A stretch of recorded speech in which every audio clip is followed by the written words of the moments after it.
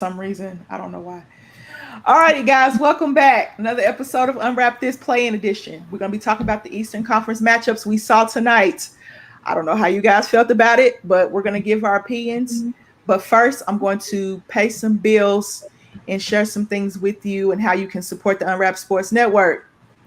First, we have rxhemp.com. Use the code rxhemp/USN to get 10% off of your order. Warm and cool therapy is CBD cream. Pay attention to the dosage. If it doesn't kick in, trust me, it will kick in. Made with all natural products, and we have celebrity believers. Check out rxhemp.com. Use the code rxhemp/USN to get 10% off of your order. Next, we have mybookie.ag. Place all your bets on here. I know guys did some play-in tournament betting. My Discord chat went crazy for play-in bets. So check out mybookie.ag.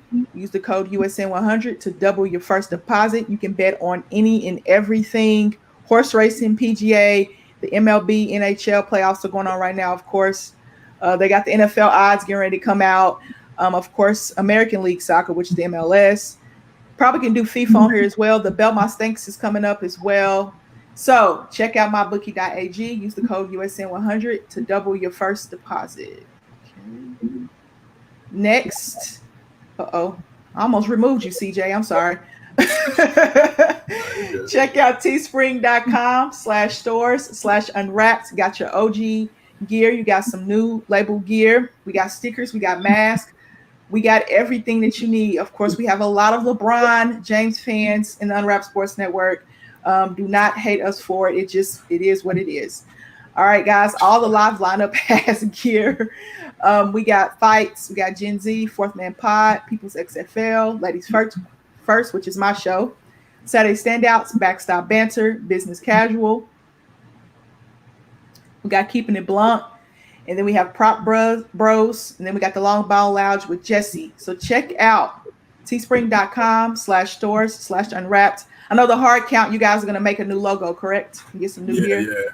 Yeah. We're gonna, redecorate some things, man. Get some new apparel out there for you guys. So stay tuned. Yes. Because they used to have gear. And then Connie, I'm going to get to you in a minute. All right. Patreon. Join the Patreon, guys. Come support the Unwrap Sports Network. Patreon.com/Unwrap Sports. $1 a month. You're just a fan, just general support. $5 a month.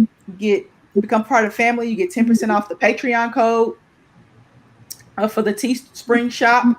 Then you get 24-hour access to our Discord chat, which has been going crazy with betting here lately. VIP, $10 a month, 20% off that Teespring store.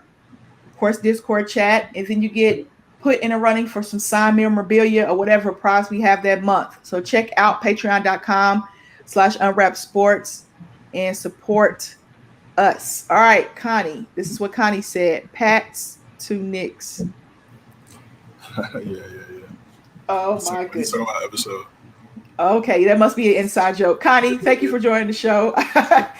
I appreciate it. Okay, we'll go to my right, or to my right, and then we'll go down, let you guys introduce yourselves, and then we'll get the show started. Ethan, right? I'm sorry. Yeah. All right. I'm Ethan. Follow me on my socials. I co-host NFL Deep Dive with Phil, and then I also co-host Creating Madness. Follow us on Insta @_Creating Madness. Once we hit 1,000 followers, we got a Sports Illustrated cover of Sam Perkins and Michael Jordan when they were at UNC for a giveaway. So, long way away, but still. Nice. CJ James, host of The Hard Count with my guy Connie, person that you just saw pop up on the screen, live every Tuesday at 9 p.m. Eastern, and also host of the Garter Podcast, covering all things NBA. Thanks for having me, guys. Thanks for having me today. No problem. I know CJ's excited. His boys are in the playoffs, top 4 seed. And Ethan and I are struggling, but Ethan's happy because his team that he picked won. We'll get to that in a minute. But I was right on my first prediction, guys. I was right on my first prediction. So before we get started, Ethan and I made our prediction. So CJ, who did you make the prediction of for the Hornets in Indy game? Man, I was way off, guys. I had the Wizards and I had the Hornets. So okay. 0 for 2 tonight. That's why I don't put bread on games, man. I would have lost some cash. Okay, I was 1 for 1. I picked Indy. I think Ethan picked. You picked the Hornets. Charlotte. Yeah, and that game was so lopsided. We're gonna look at some stats here, guys. Then we're gonna talk about the game a little bit. Let me pull those up. I thought it would be a lot closer than it was. Can you guys see that? Yes. Okay. So, looking at these stats, goodness, Indy took 105 shots. All right, we're looking at stats here. Which stat stands out to you the most? Let me make sure I can pull it up so you guys can see all of it. Okay. Out of all these stats, which one stands out to you the most? Number of rebounds. Look crazy. Yeah. 54 rebounds in a non-overtime game. That's pretty wild. I mean, they came out. I mean, I thought especially and also LeVert getting COVID, they were going to definitely probably take this out. But man, Charlotte's defense is shaky. It's been shaky all year. They have up and down games. Sometimes their offense is just good enough to kind of withstand some of the lack of defense on that side. But Indiana came out, and did their thing. Got to give them credit. Ethan, what's the biggest thing that stands out to you on this stat sheet? On the team stats, I gotta go CJ with the rebounds. Okay. 54 is insane. Player stats, though, I'm really surprised. Cody Zeller had a hell of a game, going 7 for 7 from the field, and 3 for 3 from free throw line. So, yeah, Cody Zeller's actually playing like a quality basketball player. I don't think I've seen that much in his career. It took him like 8 years to figure it out. Yeah, and it usually you don't get that much time in NBA to figure it out because the talent that comes in is so great every year. I'll give you my stat that stands out. 74 points in the paint for Indiana. Out of 144 they scored, 74 in the paint. Also, they had a 39-point lead was their biggest lead. Guess what Charlotte's biggest lead was? 0. Oh my goodness. That is so lopsided. That is probably the most telling thing. I think Indiana shot 10 for 20 in the first half from 3. They finished the game 16 for 35. Oh boy. Free throws, Indy didn't go to the line that much, but they only missed 3. Charlotte went to the line 25 times. That rebounding was ridiculous. The assist, Indy shared the ball. When you score 144 points, hard not to have that many assists. Let me see. Amber, CJ, I have a question for you guys. Okay. Who the hell is O'Shea Brissett? Yeah. He scored 23 points, played 33 minutes for the Pacers. I've never heard of this guy in my life. He was going crazy. Who is he? I've watched Indiana play when they come on TV a couple of times, and he's gotten minutes. And for him to get significant minutes in a playing game, I was like, whoa. Okay, but LeVert's out, TJ Warren's out for the year, of course. Miles Turner's out for the year. So Jeremy Lamb, Jeremy Lamb, excuse me. It makes sense for these other guys to get in. Like the Holiday brothers, they've been playing great basketball here for the Indiana Pacers. And I like to see guys get a chance. So he got a chance. So guess how many minutes he's going to get in the next game, you think? He's going to get I'm going to go hovering around 30. Yeah. Let's say around 25 to 30. Yeah, because you need that type of energy on the floor, especially when guys step up, when the guys are injured. You just need that type of energy. And Indiana came out with energy and Charlotte did not. And I just don't understand. You're a young team with a lot to prove. Kemba Walker is gone. You've moved into a different era. How you don't come out and play better basketball. I expected more from Charlotte. What you guys think? Yeah, I agree. I think obviously I picked them to win this game. I thought LaMelo would have a pretty good game. Terry Rozier, Devontae Graham. You have a bunch of guys that could get you a bucket. Gordon Hayward, they gave him the bread. We kind of talked about that Gordon Hayward deal when we previewed this team before the season started, whether or not he was overpaid and whatnot. And it just seems to be health. Health has been a real concern with him, ever since that gruesome ankle injury a few years ago. So, he was obviously not active tonight. He's had some pretty good games against Indiana. I think he would have definitely made a factor had he been there. But just a rough game. Like I alluded to at the beginning of the stream. Just defensively, just lackadaisical. They don't really talk. They don't really have a true rim protector. Biyombo's solid, but he's not that great. He only played 3 minutes tonight. 0 points. Didn't get any rebounds, so he just really wasn't productive. PJ Washington's not a 5. He's really a 4 man. So I think that's something that they have to figure out going forward, trying to get a guy that can protect the rim, because like you say, look at the rebounds and points in the paint. I mean, that's all interior. So they need to figure that out. And because in the Eastern Conference, there's a bunch of teams that have some big guys. Look at Embiid, look at Giannis, look at even KD and these guys that get to the basket. So just a learning experience, getting smacked in the mouth. But, they're still young. They have a lot of potential. LaMelo Ball most likely going to win Rookie of the Year. Even though Anthony Edwards came out and definitely made it interesting. I wouldn't be against the co-Rookie of the Year award. Both of them really played well this year. But, it's just going to, they have to learn from this. Borrego I think this is year 2 or year 3. Got to have to find some type of defensive identity over there, man. You can't give up 144 points in a 48-minute game. Can't happen, especially in the magnitude of a game like this. So, they're young, they're going to learn, but I think they need to probably make some changes in the offseason. For sure. All right. Yeah. Ethan, you got anything to add to that? Really, the Hornets, honestly, like CJ said, they need to find their identity on defense. If you're letting up any more than 115 points a game, even then, that's still a lot. Not like 144 is way too much. And shooting the ball, they got to not let their star player go 4 for 14 from the field. Yeah, those. I expected more from Devontae Graham, honestly. He went 1 for 8 in 20 minutes. I wonder why he didn't get that many minutes tonight. I'm wondering why. Cody Zeller, I'm happy he got the minutes. He did play well. He played very well. It's hard for me to find the silver lining when you get a beat down like this, but I always do, guys. I always do. Miles Bridges had 23. Okay. So Terry Rozier was to score his normal, 25. And Devontae Graham would have scored probably, we'll say, another 20. This game could have been a lot closer than what it was, right? So Devontae Graham struggled. Malik Monk's been hot lately. He gave you 13 off the bench.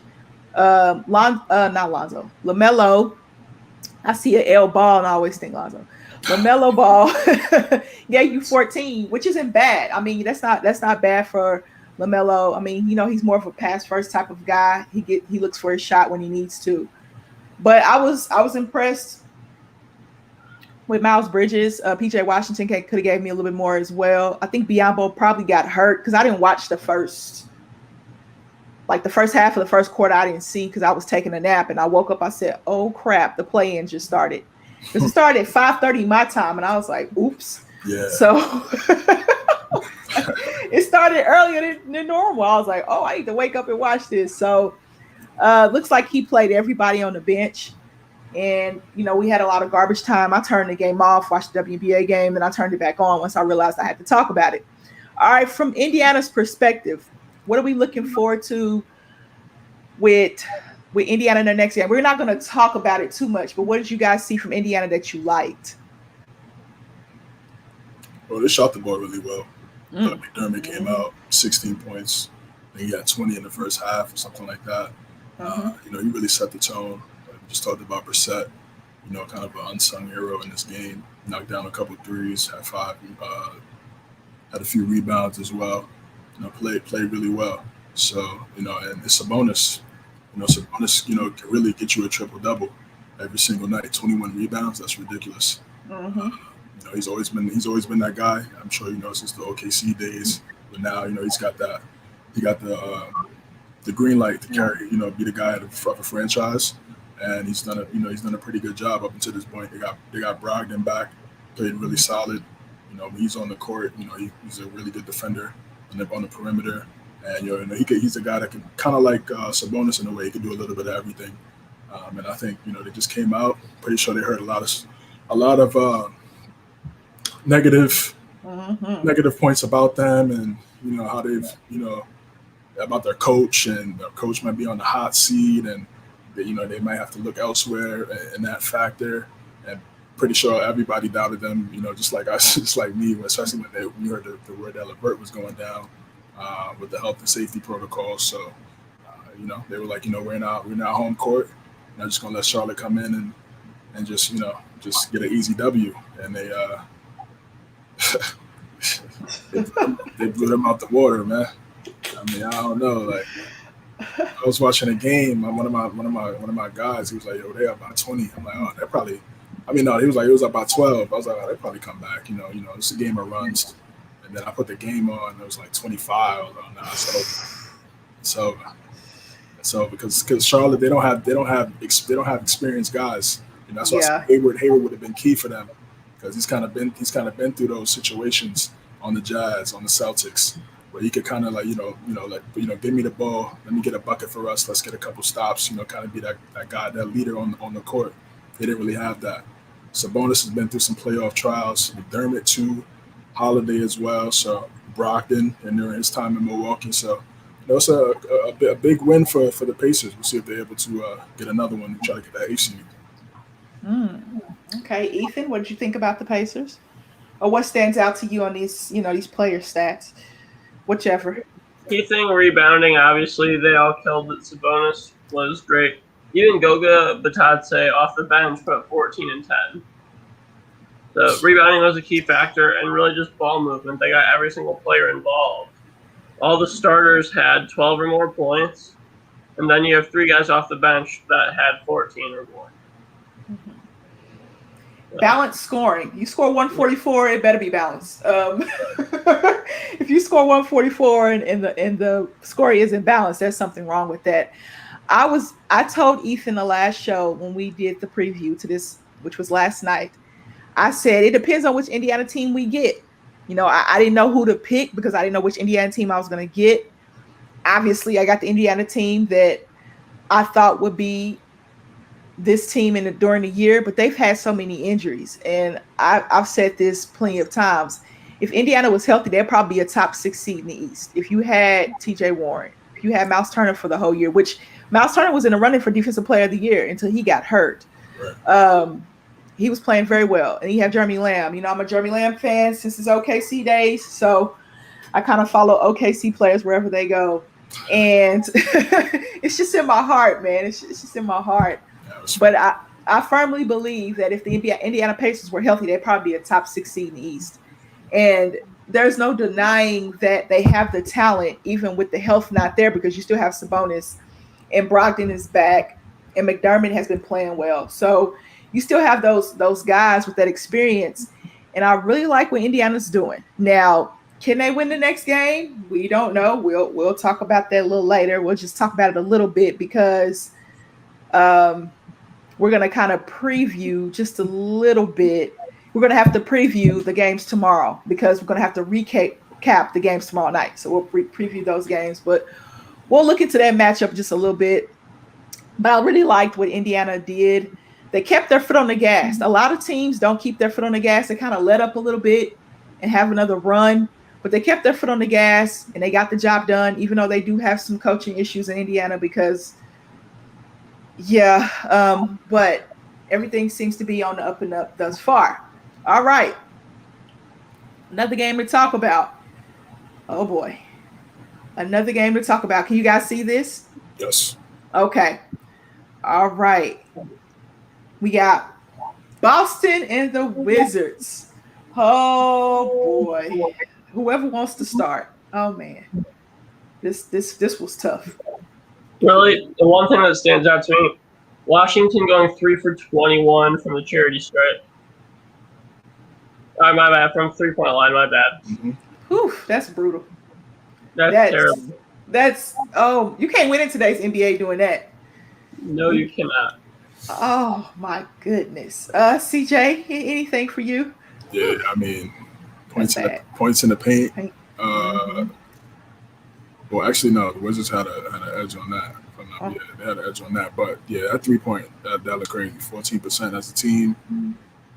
That's pretty bad, man. And I remember looking at the chat. Everybody was going crazy about Westbrook and his legacy. He's gonna have one of these games. I feel like that this is what separates him between Curry and Lillard and Kyrie. If you want to put Kyrie in there, Chris Paul. His shot selection, his ability to shoot the ball has always been sporadic. It's always been like that, even since OKC days. Always talk about all these OKC guys, from OKC guys, and that's always kind of been the knock on him. He can do everything else but shoot, and one of these games, build and shoot the ball great either. And for them, they've also, we talked about Indiana. They battled with some injuries as well, losing Thomas Bryant with the ACL, losing Denny Avdia as well, their rookie, with the ankle injury. So for me, honestly, I feel like this.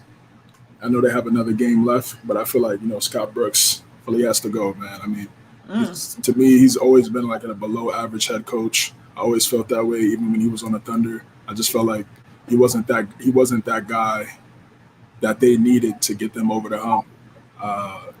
In OKC, they win the championship, and then even when he was there, when John Wall and Beal were there, I just felt like he just wasn't that good. Defensively, that's always been an issue with him. They were terrible in the beginning of the season. That's why they fell into a crazy hole. And then Westbrook and Beal went crazy, and they got managed to go crazy in a little run in the second half of the season for them to even be in this position now. But defensively, man, it's shaky. And then once defensively, if it's not there and you can't shoot the ball, it's just going to be a bad mix. And that's what happened tonight. I'm gonna look at this. The foul discrepancy they were talking about a little bit. I listened to a little bit of the broadcast. I usually mute it. But the foul discrepancy, it seemed like Boston got the home whistle a little bit on the fouls. They were talking about that a little bit on Twitter as well. That's a little crazy. 31. Yeah. Yeah. It looks like Boston got that home whistle there at TD Garden. But points off of turnovers, right? So the Wizards had 16. We'll look at individual stats in a minute to see who had the most. And then Boston had 11. The Wizards had 20 points off of turnover. So the Wizards were pretty even. Like, rebounds were pretty even. Free throw percentage was pretty even though lopsided free throw shooting. The 3-point line is what really killed them, even though the Celtics didn't shoot that well either, 15 for 45. Right. They both took about 90 field goals, so 96 for the Celtics, 92 for the Wizards. So, okay, they got their shots up. Field goal percentage-wise, Washington shot better, but that 3-point line could kill you. If they just think about it, if they made 7 threes, not even 7, they lost by 18. If they shot 7, yeah. Yeah, they made. Yeah, they made. Oh, yeah, that's right. That's 21. Oh, my bad. If they would just say if they were to make 5 more threes, that's 15 points, right? Made 5 more threes. Threes swing the momentum of the game, right? 5 of those threes could have swung this momentum of this game completely. And the fouls, I get it. The largest lead the Wizards had was 8. The largest for the Celtics was 22, which was in the third and fourth quarter when Jason Tatum went off. We'll talk about that. I'll let Ethan brag about Jason Tatum because he has the jersey on. But when your rebounding was even, the assists are pretty even, steals pretty even, blocks. Everything was pretty even, but the points in the paint, which Washington had points in the paint, they had to score in the paint because they couldn't shoot from the outside. And then the fouls were a little off. Then the leads were, a little lopsided. But it just shows you how the NBA has changed. Because 15 years ago, right, if you made 3 threes, people were like, oh, okay, you know what I mean? Like, you went to the free throw line and you hit shots. But today, you cannot make 3 threes and win a game. I want to see the stat. I need a stat geek. When is the last time someone won a game making 3 threes? It's a long time. Long time. Yeah, go on Basketball Reference, find that. Yeah. Yes, I probably couldn't I? Whole era ago for sure. Yeah, and it's I just the game has just changed so much. That's all I have to say. I'm embracing the change though. I'm embracing the change. All right, I don't understand why this keeps playing. Stop doing that.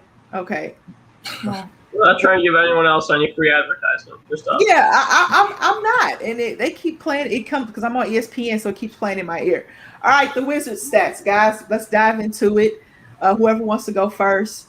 What do you guys think about the Wizards stats? NATO had 0 points in 17 minutes. Oh my goodness. Go ahead. Yeah. Nigo gotta be better. Excuse me. Ish Smith had a hell of a game with 17 points off the bench. Mm-hmm. He was their spark. Go ahead, CJ. Yeah, he was their spark off the bench. Usually, you would think that would be Bertans. He's definitely a sniper from the 3-point land, but wasn't going tonight. 0 for 7 from the three. Westbrook and Beal didn't have a great game, honestly. 6 for 18 for Russ and 10 for 25 for Beal. That they're gonna obviously be the two guys that the Wizards are gonna lean on offensively in order for them to have a shot to win these games. So just didn't work out. Hachimura as well, kind of supposed to be kind of that third guy in the starting lineup, kind of get you from 15 to 18 range, a few rebounds. Didn't have it going.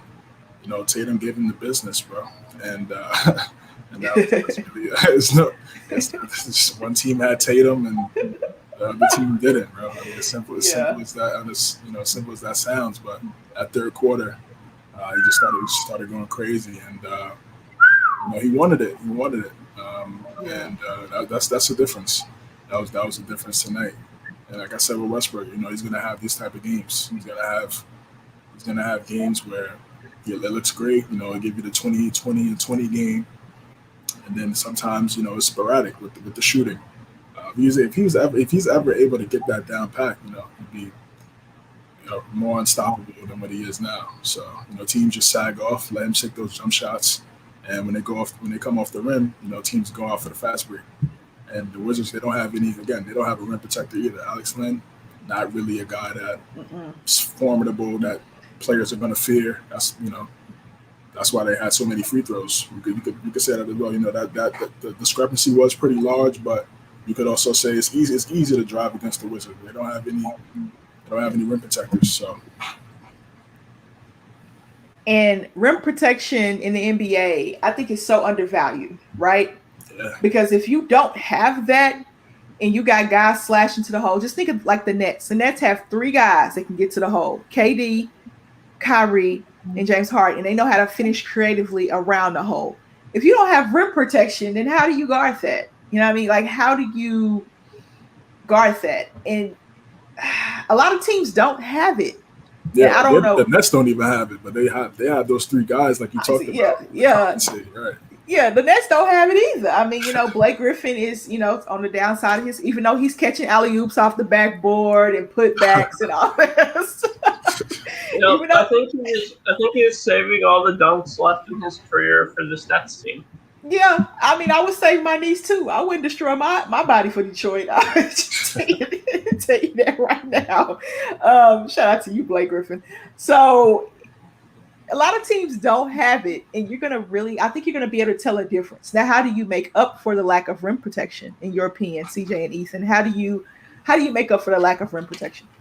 You make your threes. Okay. If they score 2, you come back with a 3. 3s are greater than 2s. Okay. If you can hit a 3-ball consistently, unlike Washington did tonight, then that would make up for their lack of rim protector. Okay, CJ. Yeah, I mean, you gotta talk on defense, man. You gotta talk on defense, hands up. Regardless of whoever that center is, have to be able to just stay grounded, not get a lot of foul calls. They have to rebound together as a team. If you're able to do that, then you're able to get enough stops. And they just weren't able to do that. You gotta just talk as a team, man. And they kind of just did a lot of ISO, let Tatum do what he wants, and he's 6'8", 6'9", and they didn't have an answer for that. Bill's too short, Westbrook's too short, Hachimura's just not strong enough. He's not a great elite defender at this point, at this stage in his career. And Tatum is just he already has a mixed bag, and it was just too much for them. So if you have to worry about his perimeter shot, and if you play too high up, he's just gonna blow by you. So it was just elite work from JT. Yeah, it was light work for him. Him and Kimba. Kimba had a Kimba game. Thank you, Kimba. Thank you. All right. This is what they're going to need. Now, their next matchup is against the Nets. So, yeah.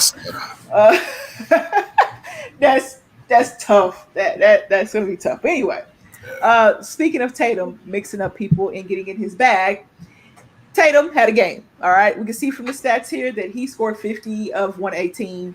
Kimba scored 29. So they combined for 79 of the 118. And without that third scorer in Jaylen Brown, which Jaylen Brown, some nights he's their first scorer, some nights he's their second scorer. Oh boy, they're gonna need some other people to step up in order for them to win the next game. But let's just brag about Boston right now. Let's just talk about Boston and talk about what they were able to do offensively and defensively to kind of stifle the Wizards that have been playing well. The Wizards came into this game. A lot of people picked the Wizards because they were playing better than Boston was. But Tatum had a Tatum game. And when Tatum has a Tatum game, they're hard to beat. But Kimba had a Kimba game. So when Kimba and Tatum play like this, you see their potential. But you're missing Jaylen Brown. So who else makes up for their scoring? Let's talk about Boston a little bit. We'll let Ethan go first. He has on his Celtics jersey. Go ahead and brag about Tatum and brag about your pick. It's okay. I believe my quote from last night was, watch Tatum go off for 40, 50, even 60 points. Yes. I'd say I was correct. Yes, sir. I'm happy for you, Ethan. Only time I'll be happy to see the Celtics doing good. But you know what? Tatum had a hell of a night. But like Matt said in the comments, him and Walker carried this team. If Walker doesn't have the night he does, or Tatum doesn't have the night he does, I think DC wins it. Mm-hmm. They really put the team on their backs all night. I agree. Go ahead, CJ. Yeah, that's what they're going to need. They're going to need those guys to step up offensively. Maybe not 50 every night for Tatum. Like you alluded to, they're going to need a couple more guys who look at, they got, I believe they gave up a first for Evan Fournier, first or a second, if I'm not mistaken. Mm-hmm. So he's going to have to step up. He's going to have to kind of be a guy to put up, around 18, 19 points, similar to what he did in Orlando for a few years, if they would even want to have any type of chance against Brooklyn. So, Kemba, it's about time. He's been healthy. I mean, he's been in and out of the lineup ever since he's been a Celtic, really. They had that nagging knee injury. Last year was, it affected him. This year it affected him all year. So for him to play 34 minutes, put up maybe 29 points, 7 rebounds as well, a couple assists. He had a good game. They're going to need him to step up as well. So good game by both home teams tonight. They didn't lay down. It looked like they treated both teams looked like they treated both of those games like a playoff home game, and did their thing. So gotta give them credit, man. Tatum is special. A lot of people talked about Brad Stevens. There's a lot of narratives about both of these teams, the teams that got the W. Talked about the Pacers head coach and what's the future, what that was, and everybody's talking about Brad Stevens or whether or not he's going to be the future Celtics head coach. And Danny Ainge, did he make enough moves to make this team a contender? So you got to give these guys credit, man. They played at the TD Garden and they showed out. I was one of those people that thought about Brad Stevens maybe being on the hot seat, maybe just maybe, and also what Danny Ainge did not do this season, because all the other teams around them made moves, right? All those top teams kind of made some type of move in order to better themselves to get to the finals. And when the Celtics didn't do anything, I'm like, what the heck? And then you hear Jaylen Brown, okay, I'm going to have surgery on my wrist to end my season because I've been playing with a jacked wrist for a long time. And he didn't want to risk it, which makes sense. He has a long career ahead of him. He's still young. He's played very well for them this season. Now, if the Celtics were a top 4 seed, would that make a difference? Maybe. But when your wrist is jacked up and as hard as he plays and with his shooting and his dunking and defense, yeah, that wrist is tricky. That wrist is tricky. So we wish him a speedy recovery. Kemba in and out the lineup. We've talked about that. He wasn't playing back-to-backs this season, and the NBA threw a lot of back-to-backs out there because it was 72 games in a crunch schedule. And then sometimes you saw Kemba healthy, sometimes you didn't. You just didn't know which Kemba Walker you were going to get on a nightly basis. Tatum's been that constant. Him and Jaylen Brown were those constants. Marcus Smart's going to give you what he's going to give you. He tweaked his ankle a little bit, but he came back in. Looked a little hobbled, but he was able to play 35 minutes.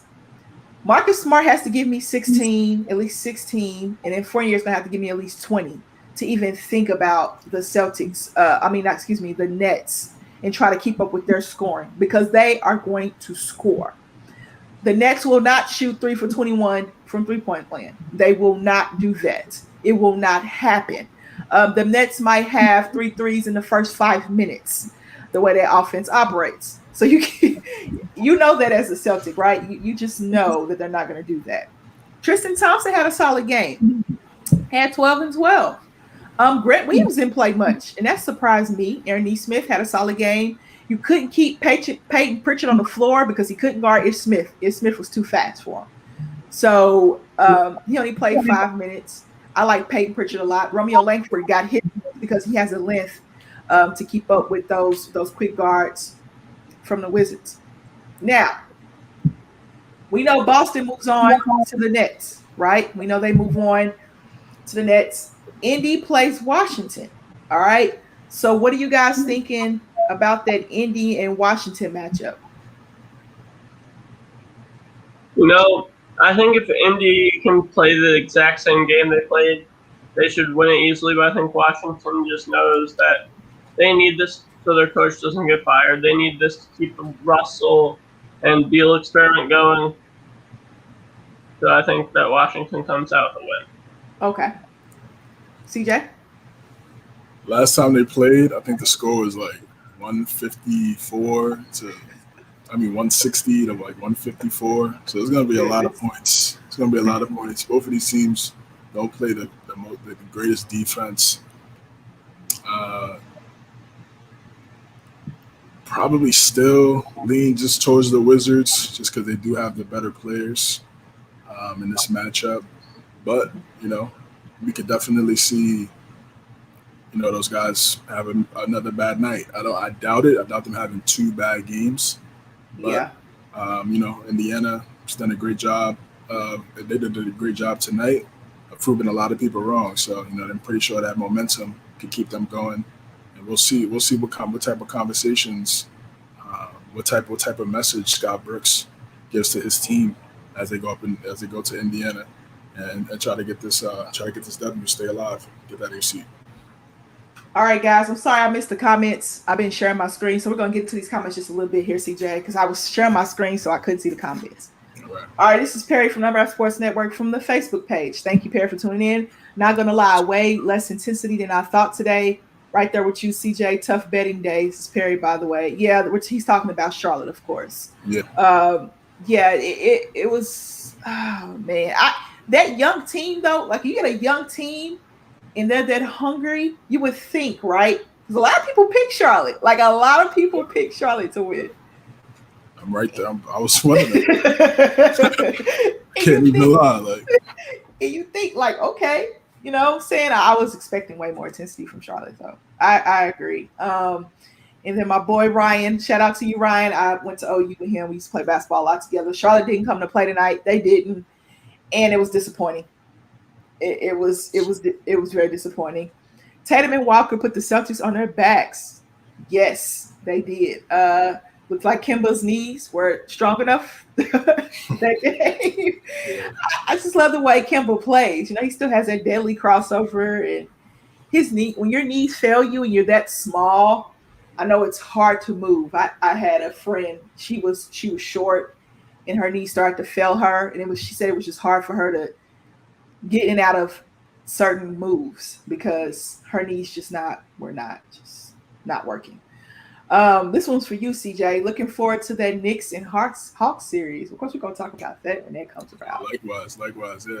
Yeah, and he's gonna hop on here. He's gonna brag about his Knicks, and I'm not even mad at it. Make a little appearance.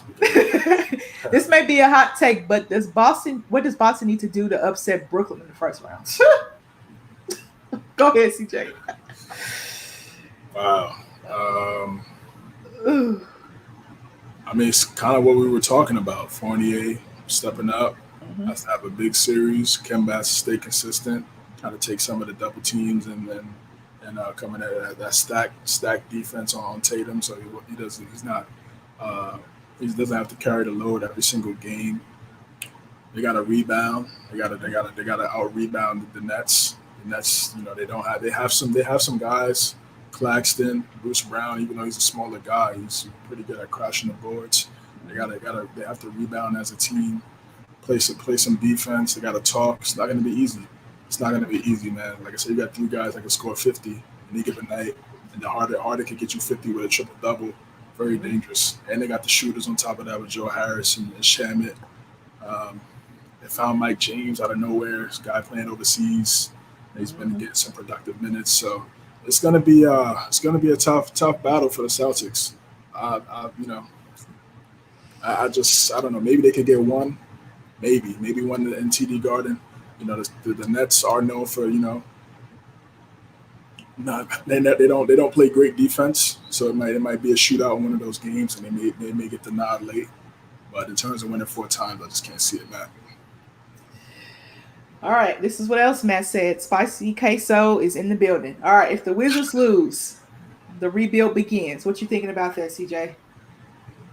I think they give Westbrook and Beal one more year to figure it out. Again, I feel like Scott. I mean, they might end up keeping Scott Brooks because he has a good relationship with Westbrook, but I don't know. To me, like I said, he's not that good of a coach. He's solid. He's not great.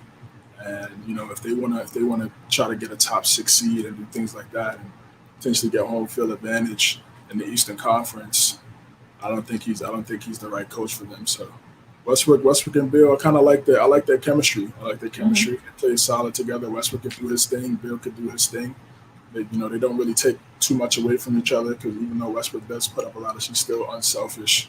He still gets other guys involved. If you're a big man, you gotta love playing with Westbrook because he's gonna give you the rock. In the paint, if you see any type of mismatch, pick and rolls, things like that. So I think they need to fix their roster a little bit. Got to hope those 2 young guys that they drafted over the past 2 years to continue to develop and improve as Westbrook and Beal continue to do their thing, and Avia and Hachimura. And we'll see what happens with the Wizards going forward. But it's not over yet. They still have a shot to potentially get a W against the Pacers. So. Yeah, that game against the Pacers is going to be very interesting. We have to make our, let me think. Am I going to do another show tomorrow? Yes. So tomorrow's show would be the recap of course. Yeah, Lakers Warriors, got to. Spurs, Memphis, Lakers Warriors. Spurs, yeah, right. Spurs, Memphis. So, of course, Lakers Warriors. I'd be a late night for me because it's a late game. Yeah, it's gonna be a late night for you too, CJ. That's a 10 o'clock game, right? Yeah, for you, yeah. That's a 10. Sheesh. Yeah, and I gotta recap that, so it's just it's gonna be rough. But this is what we do for the Unwrap Sports Network, and hey, I'm okay. But we're gonna talk about those games in a little bit. I want to get your thoughts on Indiana and the Wizards. How are you feeling about that matchup? Who gets the home court? Does Wizards get the home court? When Wizards will be at home? Get the home court this time? Because they were the 8th seed, right? Yeah, they were 8th seed, so they get the home court.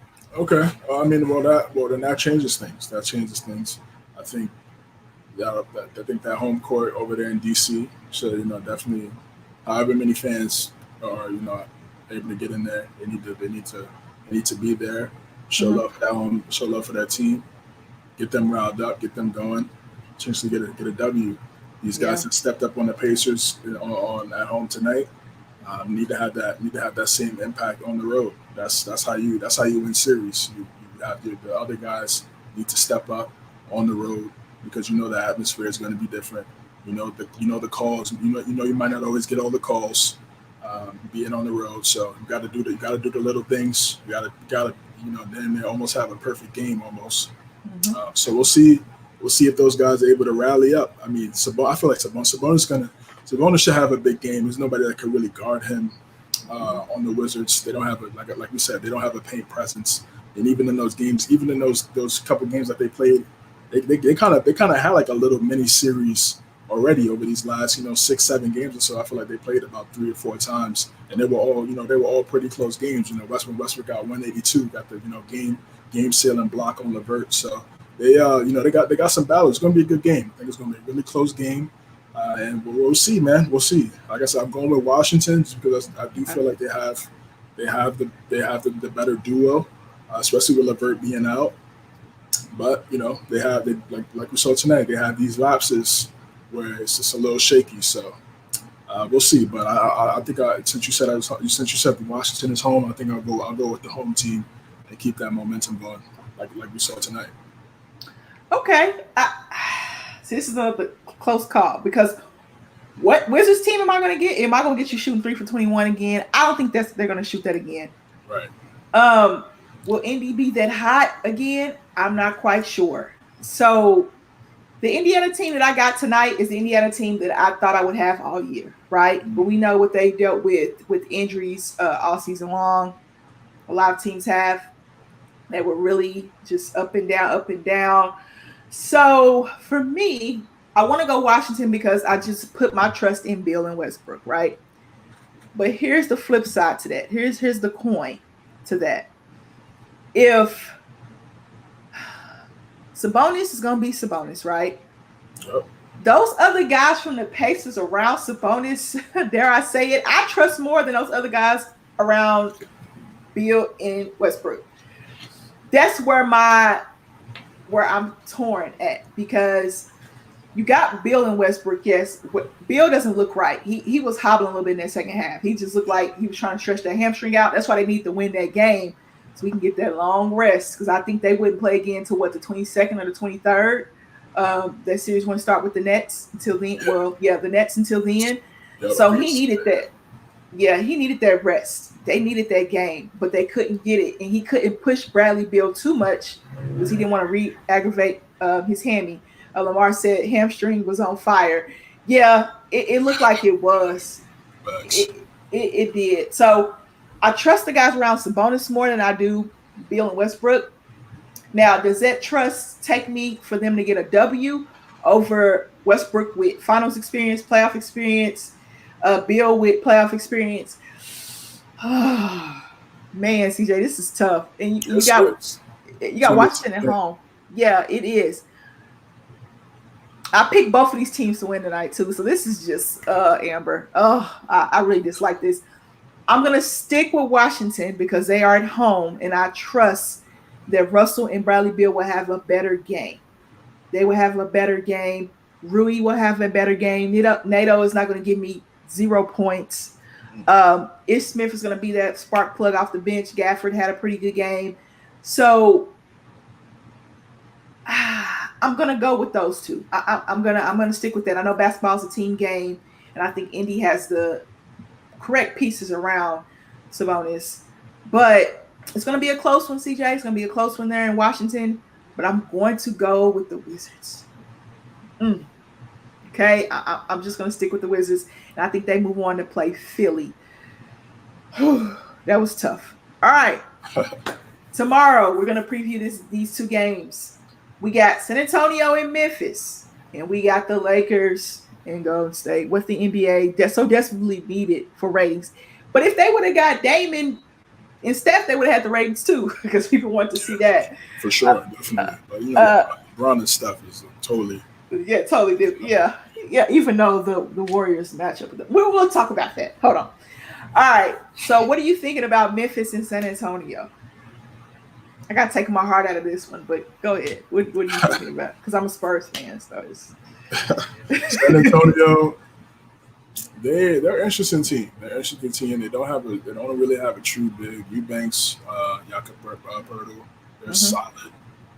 They have a bunch of wing guys that can get you a bucket, that can defend, do a multitude of things, and I think if those guys, Lonnie Walker, I don't think Derek White is playing, but DeJounte Murray, DeMar DeRozan, Rudy Gay still get you 20 any given moment, 17 to 20.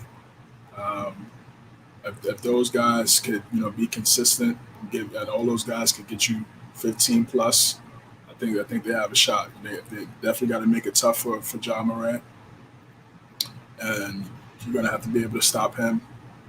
And Jared Jackson, he's kind of he's been back since the meniscus injury. I think he had another setback with the knee as well. So I think he has to have a big game. You're gonna need him. You're gonna need him to play to get a 20-point, 13 rebound type of game if they want to have a shot. And because they're gonna focus on try to stop Ja. Valanciunas, he's good. He's really good. He's always been good. He was good on the Raptors. But he should play well because, like I said, they have solid guys. Spurs have solid guys at the big, but not any guys that you would think, okay, that that's truly formidable. I think it's going to be a close game as well. Taylor Jenkins versus Pop. Obviously, the Spurs have the advantage on that side. Yeah. So I'm a roll, and then the Grizzlies, they have their other guys. I feel like the Spurs have better other guys. I forgot about Patty Mills, sniper, knock down shots. I feel like they got better. They have better other guys. They have better role players than the Grizzlies, and I'm gonna go with the Spurs in this one in a close game.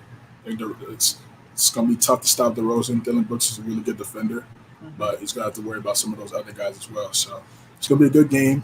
I think might be a little ugly in the beginning, and then towards the second half, fourth quarter, I think the Spurs pull away. Here's the deal. Pop knows how to coach in these types of situations. Definitely. You give Pop one game, and it's nobody wants to play the Spurs, right? So we don't care how bad people might think the Spurs are. You give Pop one game. You giving me one, because all they have is one game, because this is a 9-10 matchup, which Memphis kind of fumbled that bag. They could have had the 7-8 matchup. But you had one game.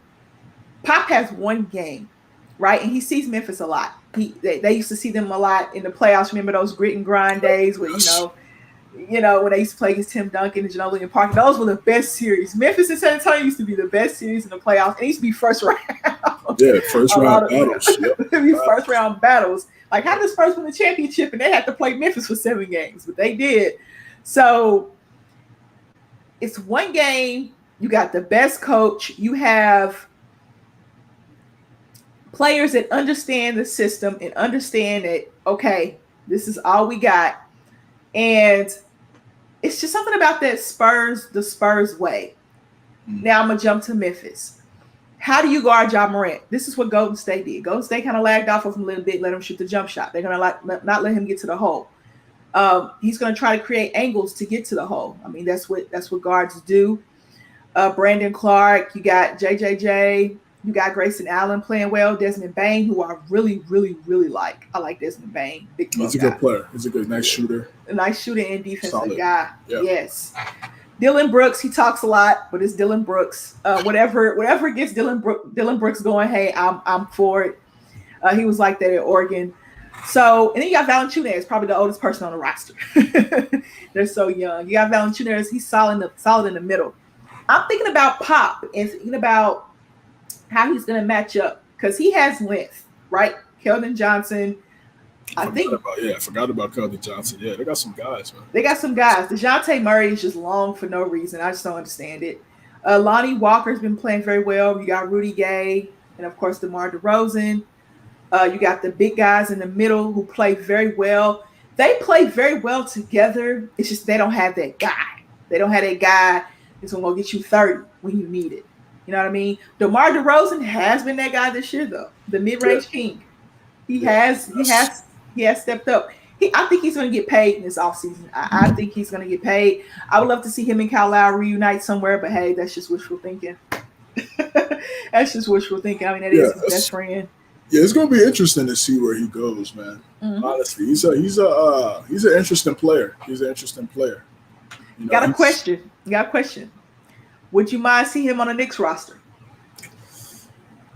me, no, Okay. because I feel like we need some more spacing.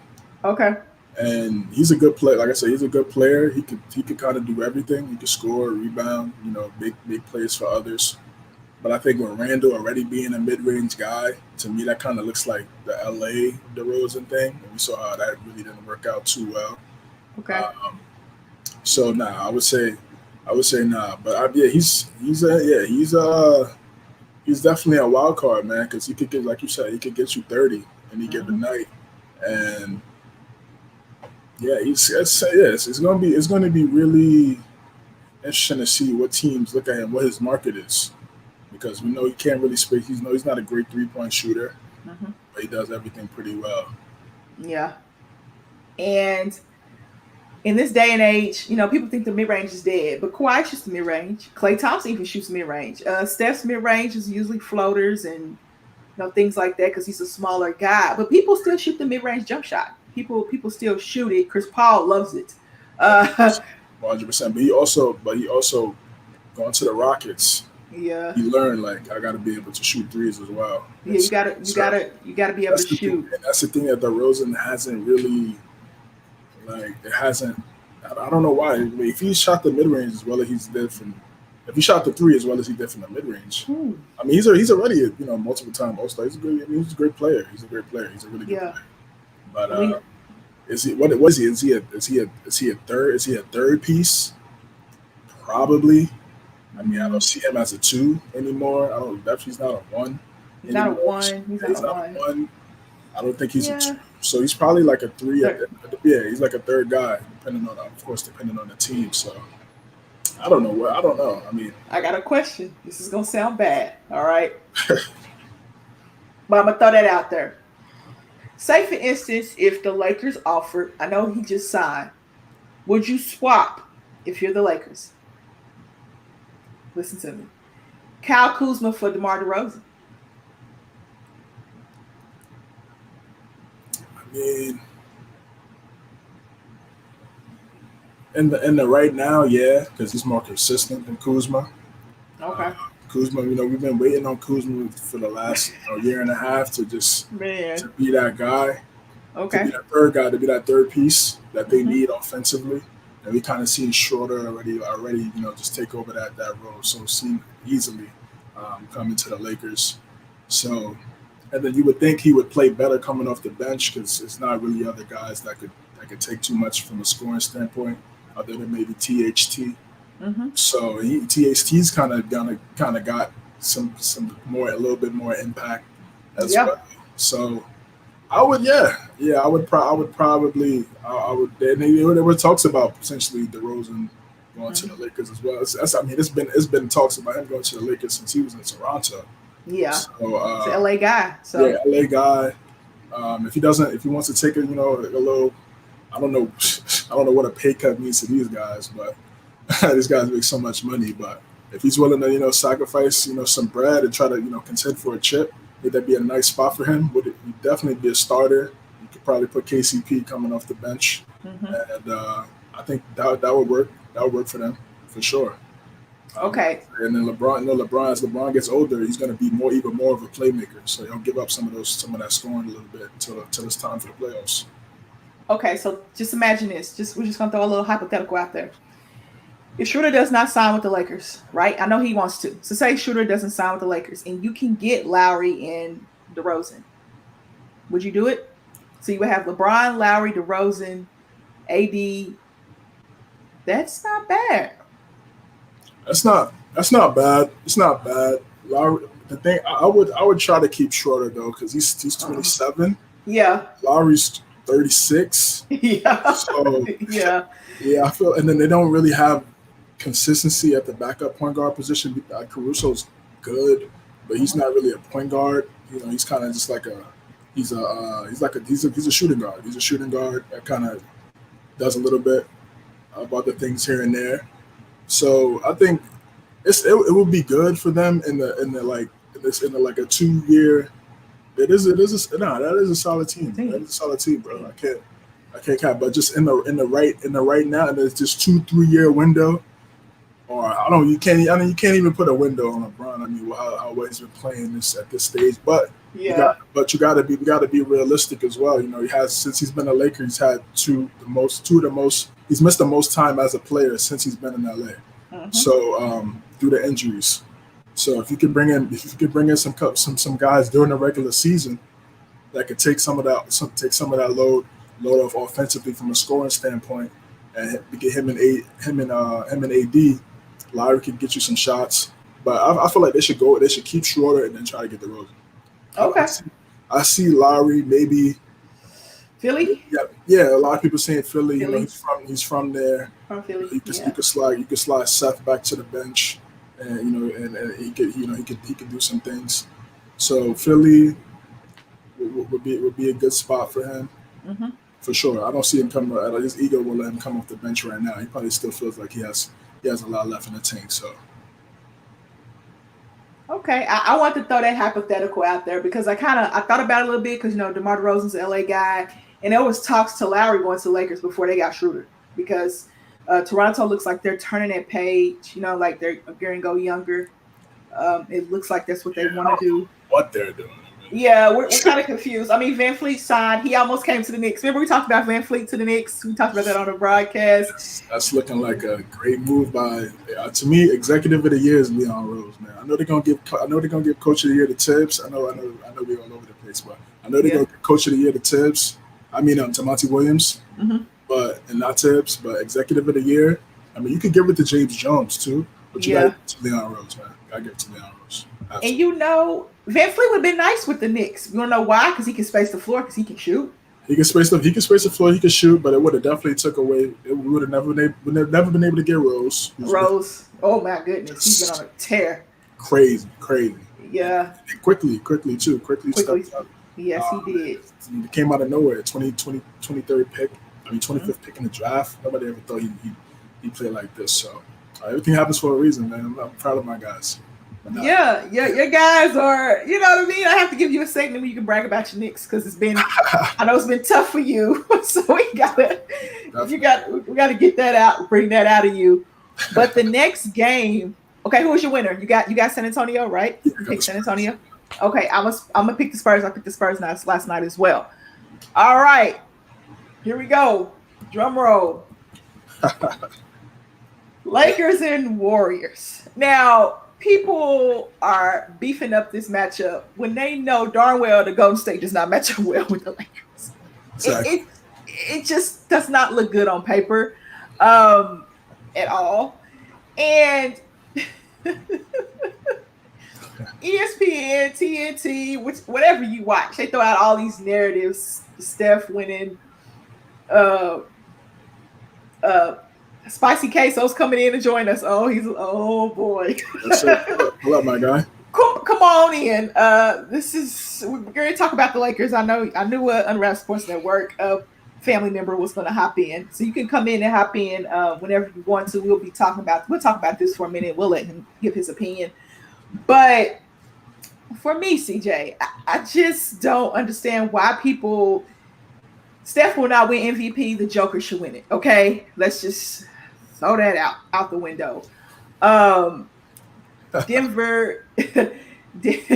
Denver's a lot better team. You can say the Joker does have more around him, but they honor winning, and the Joker's numbers are crazy. Yes, Steph puts up crazy numbers, but he has to because guess what? They don't have anybody else. He doesn't have Clay, so he has to put up those numbers. Now, I will say this about Steph. This season, he is the most valuable player to his team. By far, I'm not saying that, right? But for award purposes, okay, the Joker is valuable to his team as well because he's that point. He does everything for them. And with Jamal Murray out, They were balling. I mean, they continue to keep the ball rolling. And I said on a broadcast on a previous show, I've done so many, I don't know which one it was, but I've said on a previous show, I feel like Stephen A. Smith on a previous show, Right. I said that the MVP Joker will win this MVP with Jamal Murray out, just to see how he performed. Right? We know Michael Porter Jr. has stepped up significantly in the scoring department, and he tries on defense. That's all I can pretty much say about him.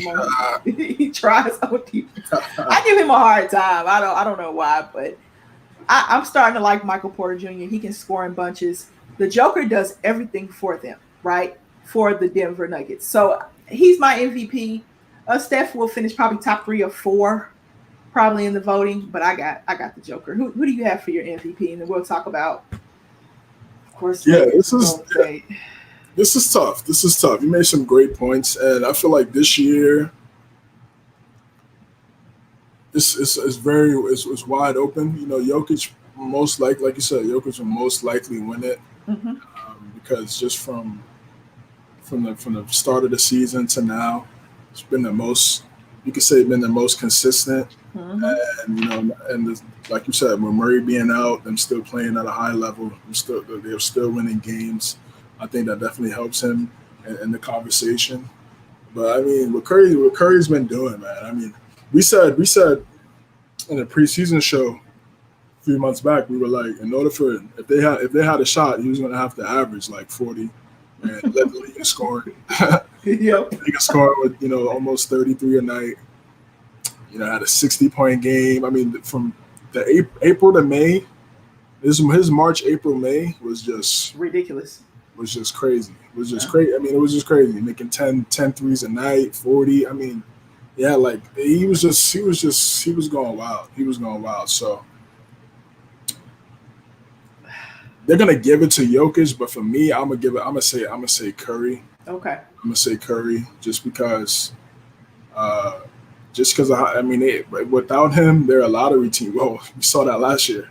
Yeah. Without him, they're a lottery, literally. Like I said, we just saw that. So, and he's getting triple teamed. He's getting triple teamed at half court. Yeah. I mean, I feel like when we talk about end game narrative, him actually stepping up, had a 62-point game early in the season.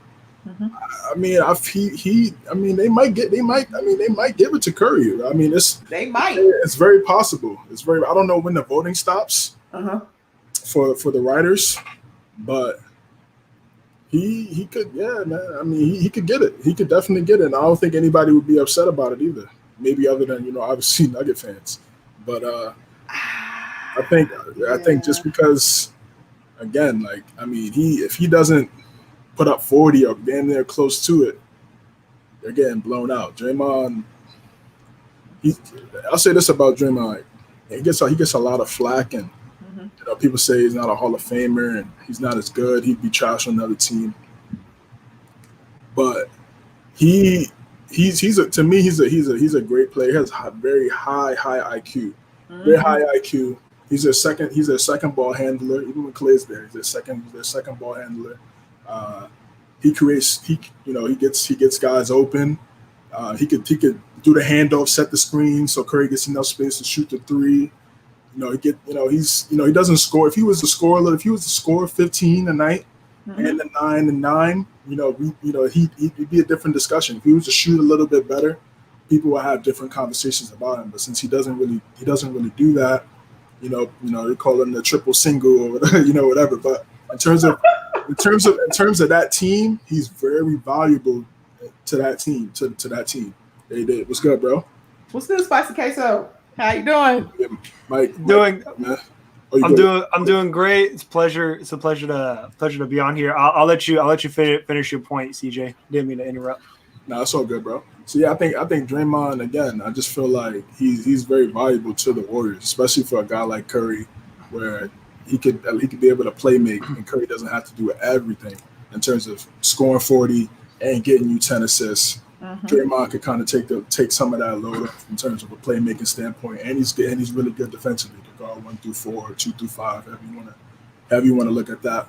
He's a very important piece to that Warriors dynasty. You can't you can't not mention him when you talk about what they've done in these last 6 years. So, but yeah, like I said, altogether, I feel like Curry, Jokic played well, but I just feel like these last few months, the way he's been playing, it's just you gotta give him the MVP. Okay. All right, Matt, we're having this little debate before we jump into Golden State and the Lakers a little bit. But it does have something to do with the Golden State player. I have the Joker as my MVP, but I did say that Steph Curry is the most valuable player in the league this year. By far, his value is just so significant. Kenny the Jet Smith talked about it on NBA TNT, saying if he does not play, they're getting blown out by 30 to 40 every night. When he plays, it doesn't happen as often. It happens, teams get blown out. I mean, they got blown out by the Raptors by a lot. That was crazy. that was just ridiculous. Lamar said Kwame Brown for MVP. Oh boy. Oh my goodness. That Kwame just okay, Kwame. All I gotta say is Kwame Brown was not a bona fide scrub in the roast game, dude. He looked like MJ and Kobe with the roast that he dished out. He just flat out flamed Matt Barnes, Steven Jackson, anybody that roasted him. Nobody was safe from Kwame Brown. Yeah, he's going crazy. Tired to the hate. All I gotta say is that took years of probably boiling up from all he's probably scoring the internet like bona fide scrub. Man, I'm fed up with this. Let me just flame some people. I mean, but he had a right to do that because people have been dogging him for years. Decades. Yeah. Decades now. You got dropped out one. I'm showing my age. Yeah. I mean, it was just bad, but I'm glad he got to get that off his chest. All right, Matt, who is your MVP this season? Man, my MVP this season, I feel like in my opinion, the MVP was down to 3 players. I feel like you could have made a case for Joel Embiid, but then injuries got to him. You could make a case for Nikola Jokic just because of the kind of season that he has had and with how Denver has been able to maintain. I believe Denver right now is the 3rd seed in the Western Conference ahead of the Clippers. So you look at how he's managed to keep Denver in the top 3. And I've always kind of figured Denver, if they want to make a far playoff run, they have to get a top 3 seed. Well, now they have the top 3 seeds. So now let's see what they can do with that. And then also to mention with Steph Curry, with the late playoff push that the Warriors have been on. Now, I think in my opinion right now it's Nikola Jokic to lose. But one thing I will say, if somehow, some way Steph Curry can get the Warriors to beat the Lakers in tomorrow's playing game, get that 7th seed, and then on top of that, being able to upset Phoenix as a number 2 seed, I think there's no way you don't give him the MVP just because of what he would be able to do if that happens. Now, like I said before, I feel like it's going to be Nikola Jokic. I feel like what he has done with Denver is spectacular, especially with Jamal Murray going down. I think a lot of people thought when Jamal Murray went down, the Nuggets were going to sink and teams like the Clippers and the Lakers were going to rise in the standings. But the Nuggets seem like one of those teams where they could be a sleeper in the West. I mean, you look at the top teams in the West. You got Utah, you got Phoenix. Somebody is going to verse. In my opinion, the final 2 teams are going to be the Lakers and the Warriors. And you kind of look at it, does Phoenix have enough to potentially challenge the Lakers? That's to be determined because last I checked, when the Lakers are fully healthy, they were one of the top teams in the Western Conference. So we'll have to see what happens there. If things can fall on the right path for Denver, I wouldn't be shocked if they can make it back to the Western Conference Finals. If they can avoid teams like the Clippers or the Lakers, I honestly say this could be a Western Conference for Denver to lose. That's why I have to give Nikola Jokic the MVP. So Trailblazers, Nuggets. You got the Nuggets? A lot of people taking the Trailblazers. Nah, I think here's what I will say. I think this is a different matchup than 2 years ago when they versed in the second round. I feel like it's a much more, in a way, mature Denver team. I feel like last time when they played 2 years ago, Portland was red hot. And that was when we kind of started to see Dame time kind of be born. You know, that was when he hit the shot against OKC. I feel like this is a different Denver team. I feel like this is a Denver team to where, you know, they learned from the past of losing to the Lakers in 5 games of the conference finals. And they kind of seem like, in my opinion, are kind of playing with the different kind of energy without Jamal Murray. They're kind of playing like, you know, it's the next guy up, or playing for Jamal Murray. And you kind of look at how they're situated. If they can verse a team that's maybe a lower seed, like say, for example, if the Lakers win tomorrow, get the 7th seed, and somehow upset the Phoenix Suns, if you look at Denver, you're kind of looking at that and saying, you know what? I mean, granted, we have to verse either Phoenix or the Lakers, but I think their chances might go up better when they play the Lakers, just because they got that home field advantage. They have a home field advantage in Denver now. Now, granted, you don't believe that. It's hard to play in Denver, though. It is difficult. It is hard to play in Denver. And Utah is tough to play. But if you look at it from Denver's perspective, the home field, whether you want to count it or not, if there is a Game 7, it's playing in Denver. It's not playing at Staples Center. So you kind of have to think that Denver, for them to go far, obviously they're gonna have to beat a good team. They're gonna have to beat, you know, Portland, which is a good team. You know, they're going to possibly have to play Phoenix, which is a great team with Chris Paul, or the Lakers, or Golden State. No, they're not Phoenix, bro. You know that. Which are all great teams, but I think all I'm trying to say is Denver is much different than they were 2 years ago. Like, in my opinion, I feel like if Denver were to somehow go to the NBA Finals this year could possibly be it.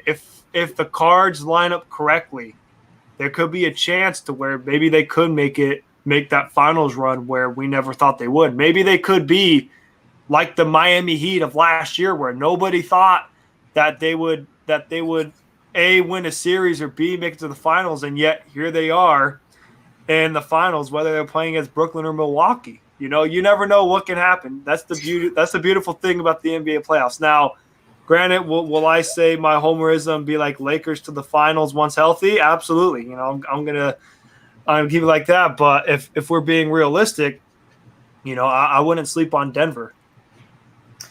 And I want to put my trust in Denver. I really do. But that first series against Portland is going to wear them out. They got to guard CJ and Dame. And then if Melo gets hot, which he's going to have at least 3. He's going to have, if that series goes 7, Melo's going to have at least 3 games where he's just going to be on fire. And that is very hard to defend. Guarding little guards it's tough to defend. And we know that Michael Porter Jr. has his days on defense. Has a lot of days on defense. I still trust his defense. Now, does Denver have enough to beat Portland, you think? Either one of you guys think that? CJ is shaking his eye. I think I'll go first. I think Denver has enough, but I will say this series will go 6 or 7 games. This isn't going to be a sweep or in 5 games. It's going to go the distance. It's going to go 6 or 7 games.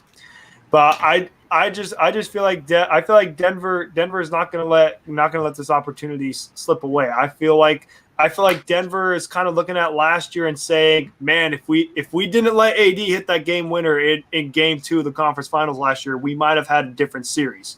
You know, maybe instead of losing in 5 games, we lose in 6 or 7.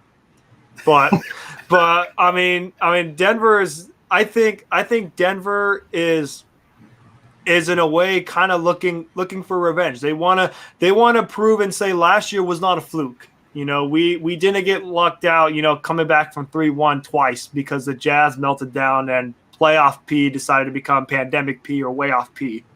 And Kawhi Leonard decided to lay one of the biggest goose eggs of his career. And, you know, the Clippers being the Clippers. You know, I think Denver's going to go into this series saying, you know what, we're the 3rd seed in the Western Conference and we're going to prove it. You know, I think they're going to go up to Portland. And in my opinion, with Portland, I mean, it's tough. You're right. They have a good duo with Dame and CJ. And if Carmelo Anthony gets hot, you know, then it's a whole nother spectrum. But I feel like Denver is going to hone in on Damian Lillard. I feel like if I'm the Denver Nuggets, if I'm Mike Malone and the head coach, I'm looking at that series and I'm saying to myself, how am I going to stop Damian Lillard? Because in my opinion, if the Denver Nuggets could shut down Damian Lillard, whether that be for 1 game or 2 games, I think you'll win the series. Because in my opinion, in the NBA, all it takes is one game in a series, and the whole momentum switches. Say if the Denver Nuggets are up 2-1, and it's Game 4 in Portland, all you need is one game to shut down Dame Lillard. You're up 3-1 going to Denver. You could close it out in Game 5 or Game 6 or Game 7. So if I'm Denver, just shut down Damian Lillard, whether that's for one game or for 2 games, and then this series is a wrap. That's a tall task because they got who's that? The reason why I say that is because they don't really have an elite guard defensively or shooting guard. Or shoot. That Jeremy, I'm gonna say this right quick. Losing Jeremy Grant was huge for Denver. Yeah, if they had bro, I would probably take them. But you got Derrick Jones Jr., you got Nurkic back, so healthy. It's gonna be like you said. It's gonna be a good battle. I can see 6 games. Murray was playing. I would take Denver, but Murray not being there, to give you at least 27 to complement Jokic, I think it's gonna be tough. Michael Porter Jr. He could show out. Both teams don't play great defense. It's gonna be a lot of points. I think Dame and CJ probably edge out that series, man.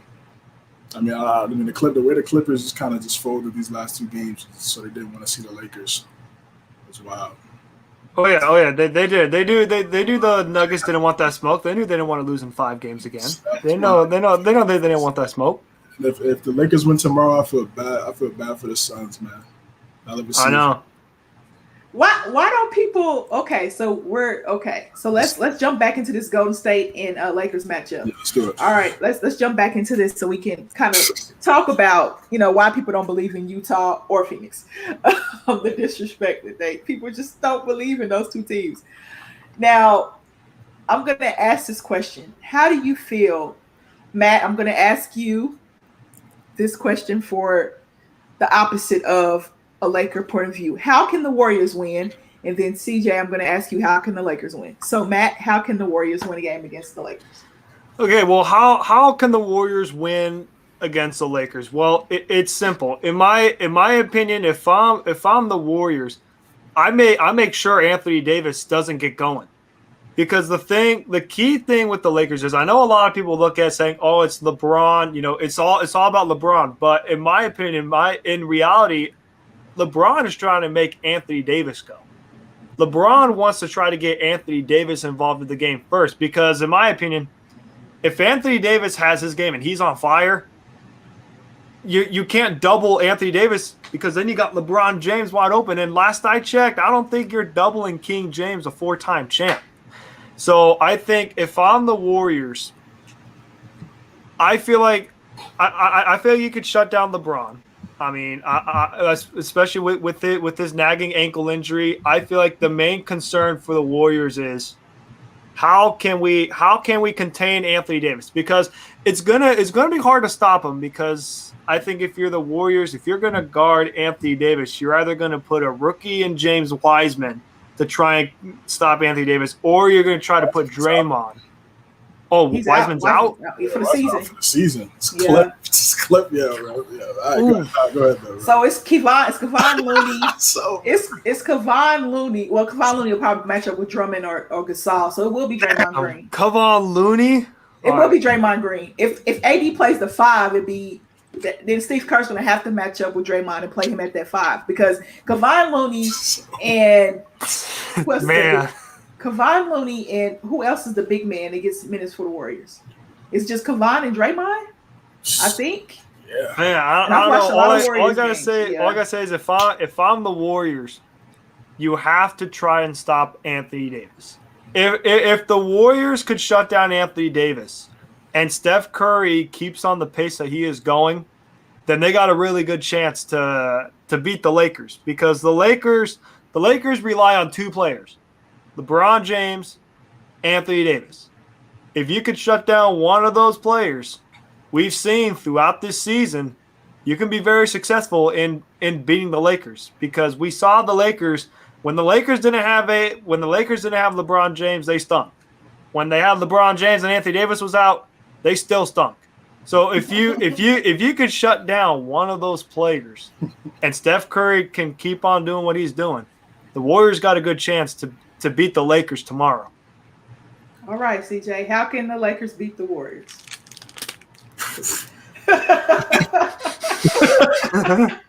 So, I mean, I'll start on offense. Offensively, give the ball to AD. Really, I mean, he's even when he was on the Pelicans and they went up against Golden State, he was averaging like 30. So that's going to be a tough night. Get Draymond in foul trouble. Draymond gets 2 fouls in the first. It could get ugly because, like I just talked about, Draymond's a very important piece of that team, and he sets the offense for everybody. So it's gonna be if he's in foul trouble because the AD's just dominating them, it's gonna be clipped. And then rebound the ball. Use their size. Really, they have size. They have so much size. Drummond should have a double easy. If he doesn't have a double, man, I don't know, man.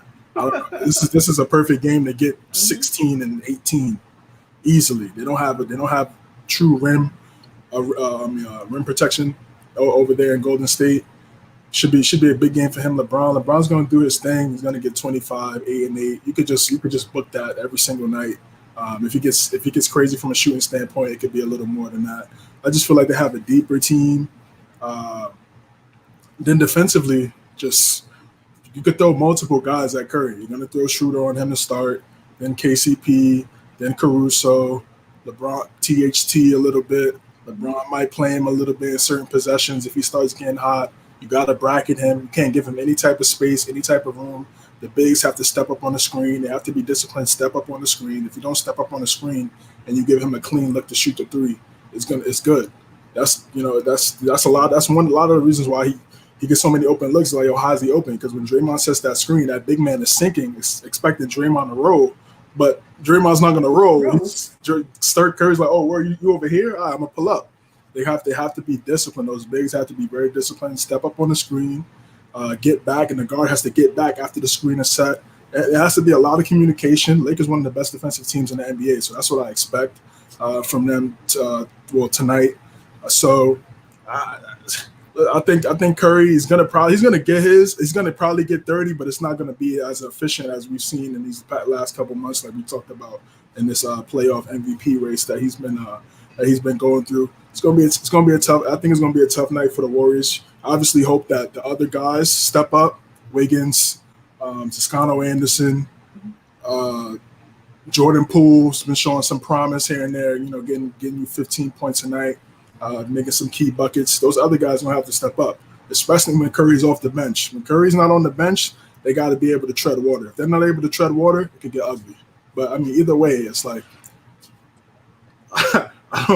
I just feel like they had too much. The Lakers had too much size, man. They have too much. LeBron 6'9", AD 6'9", Drummond 7 foot. I mean, that's to me, that's 30 rebounds right there from three of them. And then, you know, Kuzma gets you a couple. So then they got the spacing. Anything can happen. Because like I said, I picked the Wizards and the Hornets last night. I was 0 for 2, but I just feel like in this matchup right here, LeBron, AD, I just feel like they're trying to get that 7th calm, and then I feel like they could go right back to the finals because again, a lot of credit to the Suns, man, but nobody is believing in the Phoenix Suns. I mean, why is it? Is it because? Okay, do you think? Okay, so you guys are both picking the Lakers to beat Golden State tomorrow, correct? Yes. Yeah. Okay, me too. All right, so we got that out the way, guys. We're all picking the Lakers to beat Golden State. The matchup is just horrible. So why is it? Let's get into this a little bit. Why is it that nobody believes? We're going to talk about Phoenix and then Utah next. Why is it that nobody believes in these two teams? I mean, because their 2 seed isn't a fluke. Their 1 seed isn't a fluke. Yes, the Lakers were injured, but they were 1 and 2 pretty much all season long, right? The Lakers got as high as 3 in their West. They might have been 1. They were 1 point. The Lakers, I thought, had the best record at one point. Okay, they had close to it. Okay, best record. Okay, but they've always been at the top. Like Phoenix and Utah has been at the top though, as far as I can remember. Well, Phoenix kind of dropped down, but then they went on that crazy winning streak, I believe. I do remember Phoenix being like 6 And then boom, and they started the season, kept going on. They got better as the season went on, which is what you want from your team, right? Yes. And then Utah got better as the season went on. So why is it that no one believes in Phoenix? We're going to talk about Phoenix first and then Utah second. It's because of the matchup they might have to face in the first round. Because I like Utah to beat Golden State if they got to play Golden State. I'm sorry. I think Utah just has too much scoring. Yeah, here's one thing. I'm sorry to interrupt. I'll say here's one thing I'll have to say about Phoenix. Okay. I feel like if Golden State wins tomorrow, the Phoenix Suns will advance because I think the Phoenix Suns will beat the Warriors. Okay. It's if they have to play the Lakers, I just don't think they have enough. The reason being is LeBron has never – keep in mind, LeBron James has never lost a first round in the postseason, I believe in its entire career, if I'm not mistaken, all the years he's been in the playoffs. I don't think he's ever lost in the first round once. And as much as I love Phoenix, I love what Monty Williams and company is doing in Phoenix. I love what Chris Paul is doing in Phoenix. I want to see Phoenix go far. That's why I wish they would have been the third seed, because I would have loved to see them go far. I would have loved to see them at least make the conference finals. But I just feel like if they have to verse a healthy Lakers squad as a 7th seed, I just don't think they can handle it. Now, I will say it will go 6, maybe 7 games. It's not going to be Lakers dominate them in a sweep or 5 games. It will go the distance. I just think the Phoenix Suns don't have a lot of playoff experience. I mean, maybe besides Chris Paul, they're really a team that doesn't really have a lot of experience. Granted, Devin Booker is a fantastic player. We haven't seen what he can do in the playoffs. I mean, we've seen players where they make the playoffs the first time, they may be a star, but they struggle heavy just because they're finally in the playoffs. So I think in that series, if Phoenix wants to win, it will have to be based off of Devin Booker's performance. Because if Devin Booker has a fantastic performance and Chris Paul keeps on doing what Chris Paul does, then the Phoenix Suns have all the capabilities to beat whether it's the Lakers or the Warriors in the playoff series. But I just think with those two teams, you have to keep in mind the playoff experience. The Lakers, they're the defending champs, and they pretty much brought back most of the starting 5. I mean, and even the players that they replaced, in a way, it was almost an improvement from last year. So I just look at it from the Suns' perspective and say, if I'm Phoenix, I'm rooting for Golden State because I know I have a chance to win a series. It's if they got to play the Lakers fully healthy, I just don't think Phoenix has enough right now. Now, in the future, I think if they keep this up, they'll definitely be a team that'll compete for championships. But I think right now, the team is too young, and if they got to match up with the Lakers, I think it'll be one of those where the Lakers win it in 6 or 7 games. Just because LeBron, he's never lost the first round of his career. And with the team starting to get healthy, starting to get the swing of things, I just think Phoenix won't be able to handle it. And in a 7-game series. Now, if this were one shot, one opportunity, or a best of 5, I'd give Phoenix the benefit of the doubt. But this is a 7-game series. You mean to tell me LeBron in the first round is going to lose 4 games to the same team? I don't think so. So I think Lakers will be the Suns. But if it's the Warriors, Suns will win that series. Yeah. I feel bad for the Suns, man. I just feel like, again, the Clippers, they obviously avoided the Lakers. In my opinion, probably want to see them in the Western Conference Finals, whatever. But please. I feel like it would have made more of a statement if they were able to bounce the Lakers out in the first round. But that's their thing. Back to the Suns. They're good. They're a good regular season team. They're none of those. We haven't seen any of those guys. Like Matt said, we haven't seen any of those guys outside of Chris Paul. And Jay Crowder. Jay Crowder has to. Jay Crowder has some playoff experience. Absolutely, that's a fact. Yeah. So other than two guys, 15 man roster. I'll just throw that out But it's a fact though. there.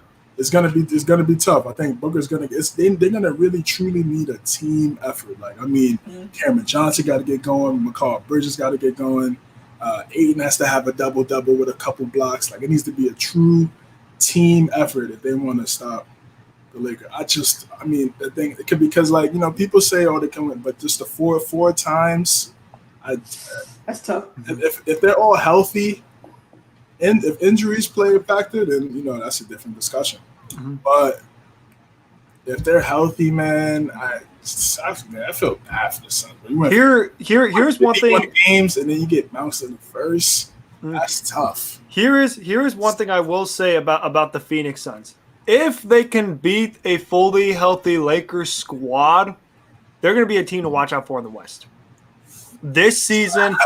And in possibly, I'm saying if they do, if they pull off the upset, which I know is crazy, saying that a 7th seed is the biggest upset over a 2 seed. If they can beat a fully healthy Lakers squad in 6 to 7 games, those will be a great upset, and 2, this will be a statement win for the Phoenix Suns. If there's a possible free agent coming to town, they might look at Phoenix and say, hey, maybe Phoenix is a destination. They're a 2 seed. They just beat the defending champs. I get to team up with Devin Booker, Chris Paul, Ayton.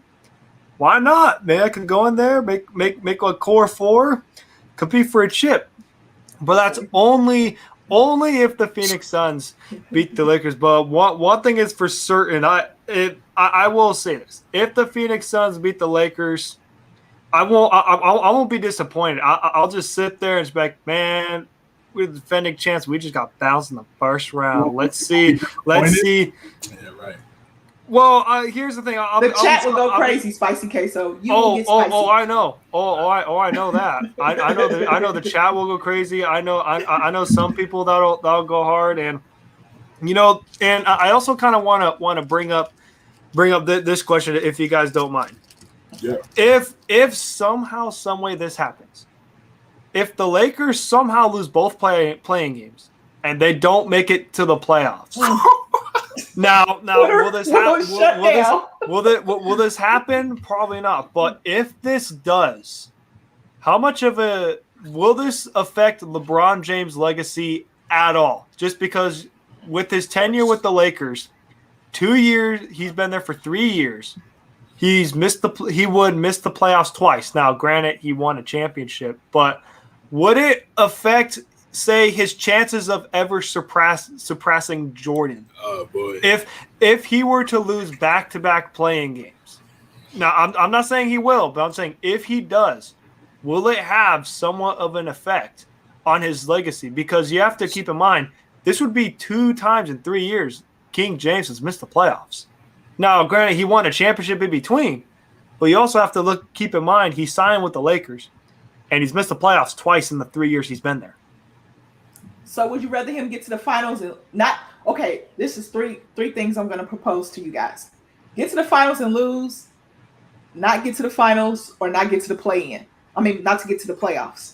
I would rather, if I were the Lakers, I would rather get to the finals and lose, just because of the fact of you're the 7th seed. You weren't expected. I don't care. You're a Lakers. If you're a 7th seed, you're not expected to go to the NBA Finals. The lowest seed ever in NBA history to win is a 6th seed, and that was the Houston Rockets in 1995. Nobody expects a 7th seed to make it to the finals and win. Now, if the Lakers could somehow, now granted, they are fully healthy, they could be one of the best teams in the West, but if they could make it to the NBA Finals and lose to a team like Milwaukee or Brooklyn, I think I'd understand, just because, you look at it and say, you know what, Brooklyn was just built that way. You got KD, you got Kyrie, you got Harden, you got all these players. And then if you look at Milwaukee, you got Giannis, you got Chris Middleton, you got Drew Holiday. Hell, even if you want to look at Philadelphia and say, you know what, man, Philadelphia, they had Joel Embiid, who's an MVP candidate. You have Ben Simmons. You have Doc Rivers, who's a veteran head coach, championship head coach. The Lakers, they just got injured, and they were just in a bad spot. It was a good run. see if they could get it next year. But I would rather lose in the NBA Finals than, not get there or miss the play-in tournament. Now, I kind of want to counter the not get there, Amber. Does that mean losing the first round, the second round, or the conference finals? It doesn't matter. You're just not getting to the finals. Just not get to the finals. You're not getting to the finals. I'd rather lose. I'd rather lose in the finals. I mean, I'm a fan of the Packers. I've seen my team lose 2 straight NFC Championship games, so I know what pain feels like. So I'd rather be on the cusp of something and then just just pull it away at the end. Just like, at least we were almost there, right? I mean, we're a couple steps away. I'd rather be a couple steps away than just be too far.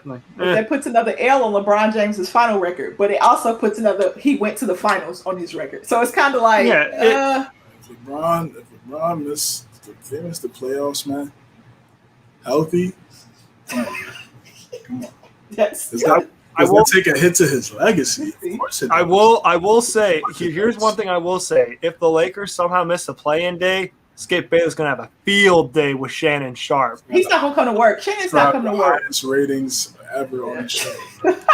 If the Spurs, just think about it. The Spurs would have to beat the Lakers, right? Oh my God! If the Spurs beat the Lakers, oh my God!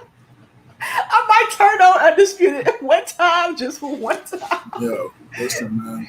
But here's the thing, though. They're not missing the playoffs. Here's the thing, though. It won't happen. It won't happen. Now, could they lose one game? Possibly.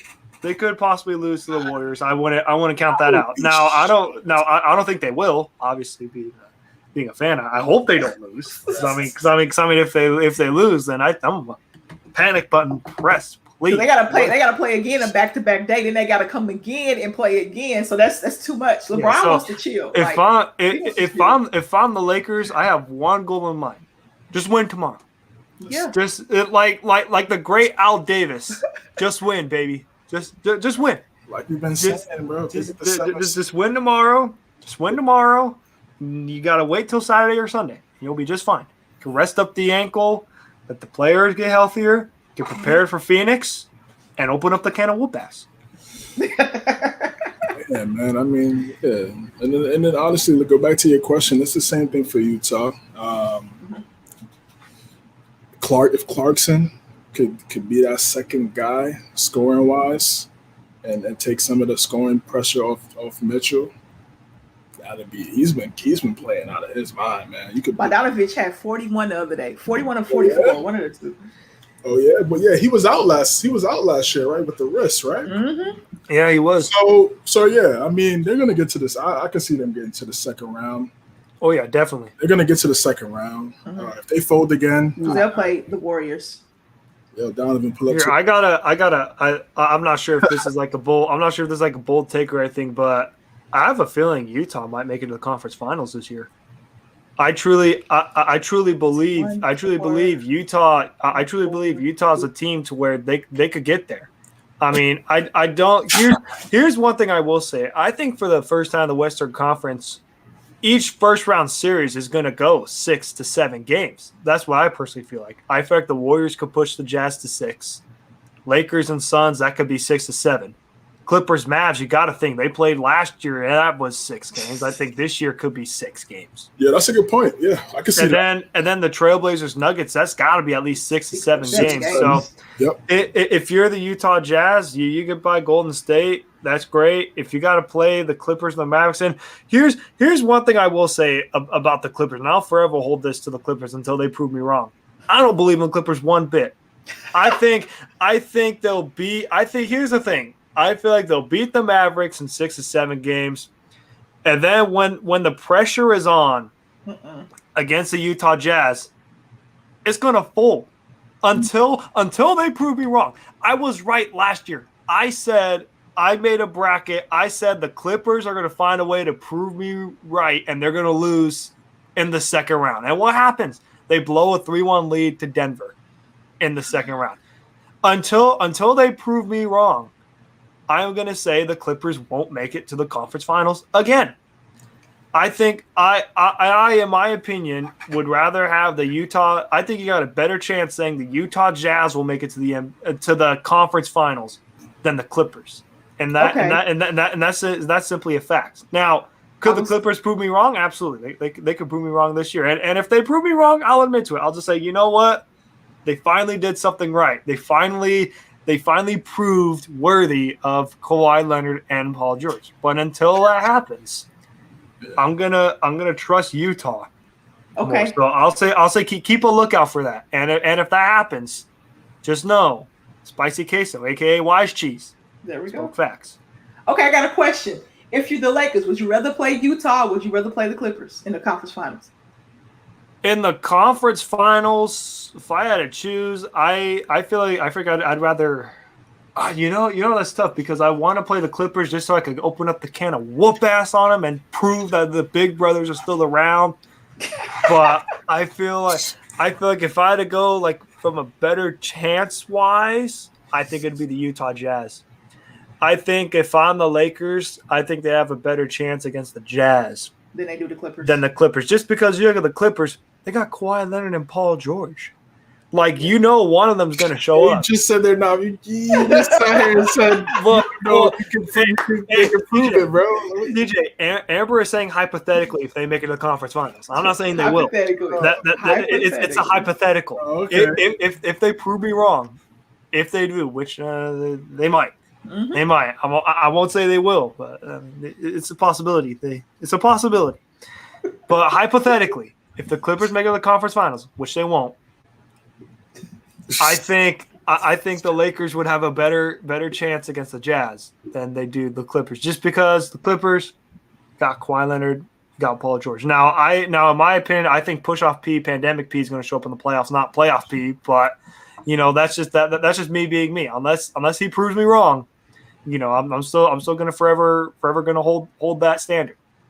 So we'll see what happens. Overall, I'm just excited for the playoffs coming around the corner. I really hope the Lakers win tomorrow because if they don't, I'll be very disappointed, and I'll be looking forward to see what the NBA chat has to say because I know it's going to be a field day, and I already know what suspects are going to go off. I just look at the chat. Now, one thing I will say, CJ is sitting up there with the nice cup of water. He's just enjoying himself like – the 4th seed in the East. We got home field advantage. The Knicks are back, baby. About to whoop some ass on the Hawks in 5. And then we got to get prepared. I don't know about 5. What you mean? What you mean? What? Think it goes 6? I think it's going to go Hawks. No, 5. Come on now. Coach Tibbs for Coach of the Year? Yeah. Come on now. Tibbs in that lockdown. Tibbs got that lockdown defense. I think they'll go. Hawks got a good team, man. Nate McMillan's defensive minded too. Can't sleep on that, man. It's gonna be a good game. It's gonna be a good series. It's gonna be a good series. I think he can go 6 or 7 at Hawks. Here's one thing I will say. I just want to see my man CJ happy. I want to see his Knicks finally win a playoff series for the first time in 8 years, because I know for a fact a little tear will be shed from CJ if they win a playoff series. CJ will look at you and be like, "We finally have a good playoff team. I've waited 8 years for this. It's about time."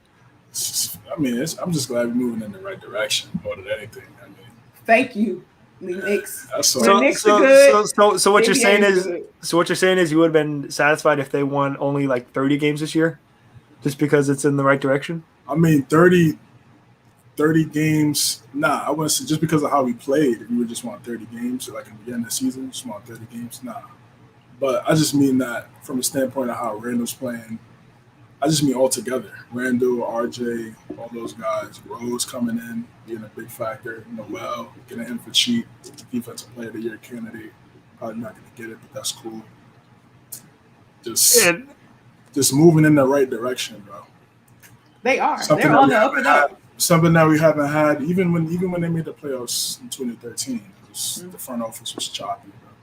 Here's one thing I will ask CJ. Hopefully this doesn't get your hopes up. Do you think the Knicks will bring in a big time free agent this offseason, aka Kawhi Leonard?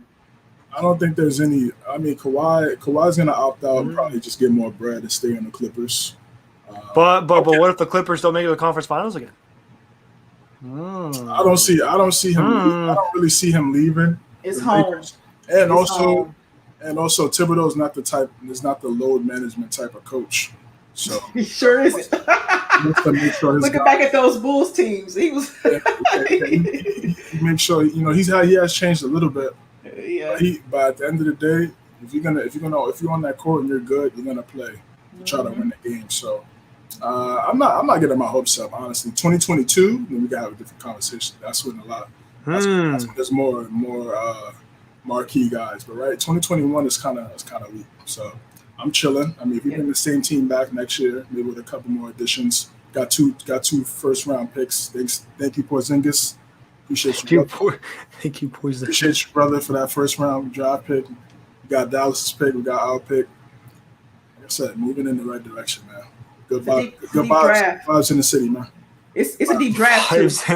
That's gonna be the famous quote. That should be the new slogan. #vibes in the city. Vibes in the city. Great vibes though. No bad vibes, man. It's a good time. It's a good time. It's a deep draft this year too, CJ. So you guys should be able to get two pretty good players. I mean, and plug in and play. Try to move up. Use both of those to move up. It's